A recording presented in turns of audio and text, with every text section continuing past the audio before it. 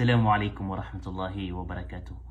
Pagariakan ang Muslim. Mata na solitan di katadin tadmi ko Allah subhanahu wa ta'ala. So kapag aloy tanong ko Allah subhanahu wa ta'ala na paduto miya kalala asbab akapapakapiyaw mga ginawa tanong. Paduto miya kalala asbab akapkada mga awid akal tanong. Paduto miya kalala asbab akapakambabakan kapakatetak na piyaw mga puso tanong. Ginan isabab pasunabi tanong Muhammad sallallahu alaihi wasallam na pada ini panguyat tayan rakitano nagu ini pangduunian rakitano nagyang kai aduti man akatero dua taga akatero amia makapia-pia agyang kuto ama perisultanya kalimatani khafifatani ala lisan dua taga akatero ati Rasulullah sallallahu alaihi wasallam amia makakep-kep sangkuto adila di kaun keragnan sangkuto akakebal sangkaun away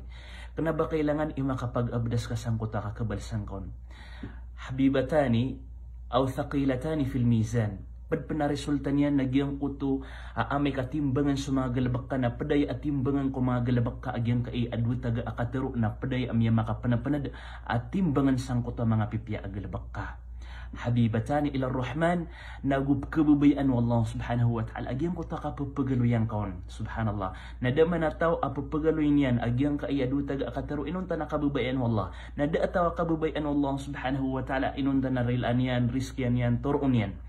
nagyang kaya dua timan udi na dua taga akatero nas kanyan so subhanallahi wa bihamdihi subhanallahil azim inus kapagariakan na umababakan di so oras kay man to sagyang kaiding ko ni kamuntay napsabot na ka si ko galabak ka si ko kapsunga ko galabak ka si ko ding di ka pangadi si ko kapsunga ko eskwela na ka api antun ad na oras api antun aden adar pa asar asa digyong ko to mga darpa na so gyong ko to mga oras isa sa parang sukatero lagid agyong ko to oras asaka na